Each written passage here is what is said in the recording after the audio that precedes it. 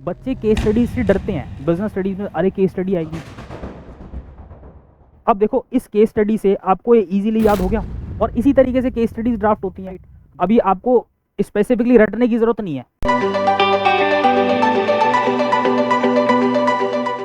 जय श्री श्याम बच्चों, अब थोड़ा सा बिजनेस स्टडी पे चर्चा कर लेते हैं और देखते हैं कि सर क्या स्ट्रेटेजी होनी चाहिए बिजनेस स्टडी को पढ़ने के लिए, एग्जैक्टली चीज़ें पढ़नी कैसे है, एग्जैक्टली चीज़ें समझनी कैसे है, कैसे हम स्मार्टली पढ़ सकते हैं बिजनेस स्टडी को, एंड हाउ टू स्कोर 90+ और 95+ इन बिजनेस स्टडीज़। बहुत सिंपल है, बिजनेस स्टडी में ही बच्चे अच्छे से स्कोर करते हैं। तो ध्यान से देखना कैसे हो सकता है, क्या हो सकता है। तो how to study business studies, तो बिजनेस स्टडी के अंदर जैसे कि मैं यहाँ पर एक एग्जांपल के थ्रू समझाने की कोशिश करूंगा, बड़ा ध्यान से सुनना। प्रिंसिपल्स ऑफ मैनेजमेंट के अंदर समझाता हूँ आपको कि बेसिकली टॉपिक को समझना कैसे है। ठीक है, देखो होता क्या है कि स्टूडेंट के साथ प्रॉब्लम क्या है, स्टूडेंट्स क्या करते हैं कि सीधा हेडिंग को पकड़ते हैं। जैसे कि मैं हेनरी फोर्ड के 14 प्रिंसिपल्स की बात करूँ तो 14 प्रिंसिपल्स, पहले तो वो नाम ही भूल जाएंगे कि 14 प्रिंसिपल्स है कौन से।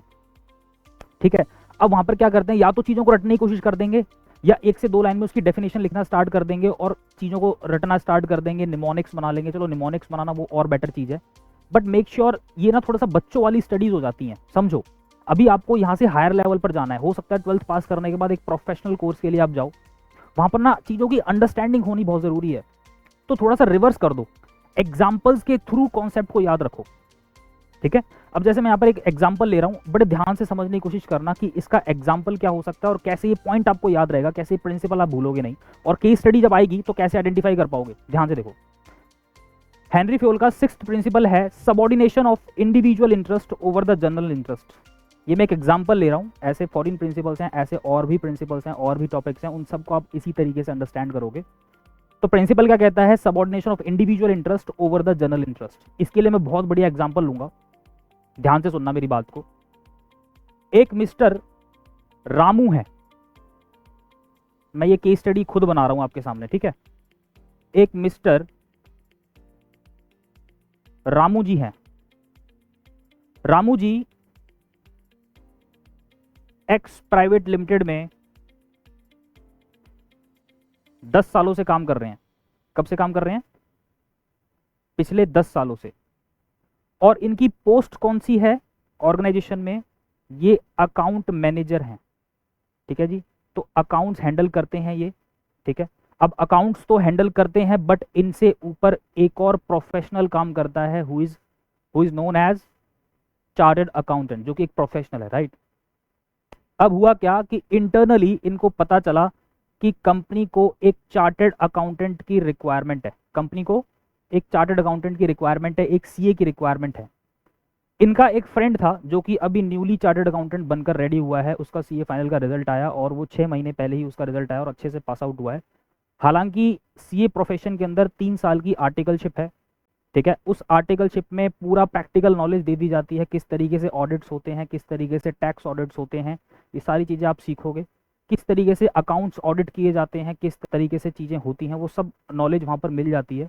बट इनके पास एक फर्म का एक्सपीरियंस है, उसके अलावा कुछ ऐसा बेटर एक्सपीरियंस नहीं है कि एक्चुअल में इन्होंने किसी कॉर्पोरेट का फाइनेंशियल स्टेटमेंट्स को ऑडिट किया हो, टैक्स ऑडिट किया हो, ऐसा कोई मेजर इनके पास एक्सपीरियंस नहीं है। और ज़्यादा एक्सपीरियंस ऑब्वियसली है भी नहीं, बिकॉज 6 महीने पहले ही चार्टर्ड अकाउंटेंट बने हुए हैं। कंपनी की रिक्वायरमेंट है, इनको एक एक्सपीरियंस चार्टर्ड अकाउंटेंट चाहिए। ठीक है, जिसका कॉर्पोरेट का कम से कम 10 से 15 साल का एक्सपीरियंस हो। ठीक है, और वो नहीं चाहते कि उनके फाइनेंशियल स्टेटमेंट्स के साथ कोई भी मिस्टेक हो, बिकॉज अल्टीमेटली फाइनेंशियल स्टेटमेंट्स कौन किसके लिए बेनिफिशियल होते हैं? यूजर्स के लिए, स्टेक होल्डर्स के लिए, राइट। लेंडर्स हैं, इन्वेस्टर्स हैं, वो फाइनेंशियल स्टेटमेंट्स को देखकर ही हर डिसीजन लेते हैं कि वेदर टू इन्वेस्ट और not in a particular business, right. तो ध्यान से देखो, अब इन्होंने क्या करा, इनको पता चला कि कंपनी को रिक्वायरमेंट एक चार्टर्ड अकाउंटेंट की, तो चार्टर्ड अकाउंटेंट की रिक्वायरमेंट को देखते ही इन्होंने रेफरेंस दे दिया अपने फ्रेंड का। इनका जो फ्रेंड है वो है मिस्टर श्याम। तो ये सीए बन चुके हैं, तो इनके नाम के आगे सीए लग चुका है। ये है CA mister Shyam. Mister Shyam को इन्होंने बोला कि मेरा एक फ्रेंड है, अभी अभी चार्टर्ड अकाउंटेंट बना हुआ है, उसका रेज्यूमे आप फॉरवर्ड कर दीजिए, हम देख लेते हैं। उसका इंटरव्यू हुआ, उसको बुलाया गया। इंटरव्यू में क्लियर पता चल गया कि जो है उसको ज़्यादा, श्याम को ज़्यादा प्रैक्टिकल एक्सपोजर नहीं है, चीज़ें उन्होंने प्रैक्टिकली हैंडल कम करी हुई हैं। तो कहीं ना कहीं मैनेजमेंट को ये लग गया कि ये कंपैटिबल कैंडिडेट नहीं है जो हमारे ऑर्गेनाइजेशन के अकाउंट्स को हैंडल कर पाएंगे ऑडिट्स के लिए, टैक्स ऑडिट्स के लिए बेटर पर्सन नहीं है। अब यहाँ पर ऑर्गेनाइजेशन में सीधा मैनेजमेंट ने उनको मना कर दिया, रिक्रूटमेंट में उनको क्लियर मना कर दिया गया, कोई रिवर्ट बैक नहीं गया, कोई कॉल बैक नहीं गई और उनको कोई इन्फॉर्मेशन नहीं गई कि आपको ज्वाइन करना है या नहीं करना है, तो मतलब नो, आपको ज्वाइन नहीं करना है। क्लियर है? तो अब यहाँ पर मिस्टर राम की ईगो हर्ट हो गई। मिस्टर राम ने बोला, अरे 10 साल से कंपनी में काम कर रहा हूँ, मेरी यही वैल्यू है क्या? मैं किसी का रेफरेंस दूंगा और कंपनी उसको रखेगी नहीं। यहां पर मैनेजमेंट किसी इंडिविजुअल के बारे में नहीं सोच सकती, ये समझो। यहां पर मैनेजमेंट किसी इंडिविजुअल के लिए काम नहीं कर रही, ये सोचो, राइट? सो आप जब बिजनेस पढ़ते हो, बिजनेस स्टडीज जब पढ़ते हो, तो आपको बिजनेस के प्रोस्पेक्टिव से सोचना है, बिजनेस की क्या रिस्पॉन्सिबिलिटीज हैं, बिजनेस किस तरीके से काम करता है, राइट? अब बेशक मिस्टर राम 10 साल से काम कर रहे हैं, तो क्या ऑर्गेनाइजेशन उन्हीं के हिसाब से चलेगी क्या? नहीं। आप 10 साल से काम कर रहे हो, आपकी बाउंड्रीज और आपका काम अच्छा है, that's okay, that's enough, but company की रिक्वायरमेंट कुछ और है। अगर आपकी ईगो हर्ट होती है तो कोई फर्क नहीं पड़ता, बट कंपनी कहीं ना कहीं सर्वाइव नहीं करेगी, ठीक है? आपके वजह से, आपके रेफरेंस की वजह से हम उनको हायर कर लें और कहीं ना कहीं हमारे फाइनेंशियल स्टेटमेंट्स के साथ कोई प्रॉब्लम हो गई, हमारा मैसेज गलत कन्वे हो गया, हमारे फाइनेंशियल स्टेटमेंट्स जो रिपोर्ट्स हैं, जो यूजर स्टेक होल्डर यूज करने वाले हैं, उसमें कुछ गलत इंफॉर्मेशन कन्वे हो गई, तो ऑब्वियसली ये तो सबका नुकसान है ना, ठीक है? ऑर्गेनाइजेशन में सबका नुकसान है। तो ऑर्गेनाइजेशन को जनरल इंटरेस्ट के बारे में सोचना होता है। ऑर्गेनाइजेशन में मैनेजमेंट पूरी ऑर्गेनाइजेशन के बारे में सोचता है, ना कि किसी इंडिविजुअल पर फोकस करता है, राइट? तो यहां पर मिस्टर रामू अगर बुरा मानते हैं तो मान जाएं, तो इसका मतलब क्या है? Subordination of individual interest over the general interest. तो यहां पर मैनेजमेंट किस तरीके से काम करेगा? हेनरी फ्योल ने 6th प्रिंसिपल दिया, उन्होंने बोला कि मैनेजमेंट को हमेशा किसी इंडिविजुअल के प्रोस्पेक्टिव से काम नहीं करना चाहिए, हमेशा पूरी ऑर्गेनाइजेशन के बारे में सोचना चाहिए, जनरल इंटरेस्ट के बारे में सोचना चाहिए। अब देखो, इस केस स्टडी से आपको ये इजीली याद हो गया, राइट? अभी आपको स्पेसिफिकली रटने की जरूरत नहीं है ना, इसके अंदर कोई 3-4 लाइनें लिख के आपको रटने की जरूरत है इस प्रिंसिपल को, राइट? आपको ये एग्जाम्पल दिमाग में रह जाएगा। रामू वाला सर ने एग्जाम्पल दिया था क्लास में, कुछ इस तरीके से कुछ एग्जाम्पल्स आपके दिमाग में होंगे, राइट? और इसी तरीके से केस स्टडीज ड्राफ्ट होती हैं।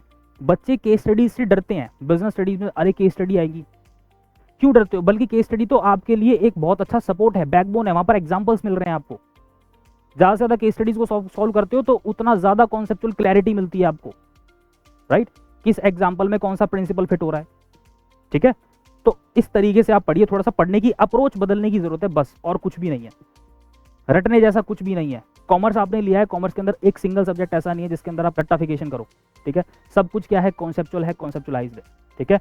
तो इस तरीके से पढ़ो। और इसके बाद दूसरा एक और ट्रिक ये है कि जब 14 प्रिंसिपल्स हैं तो इसमें निमोनिक्स बना सकते हो आप।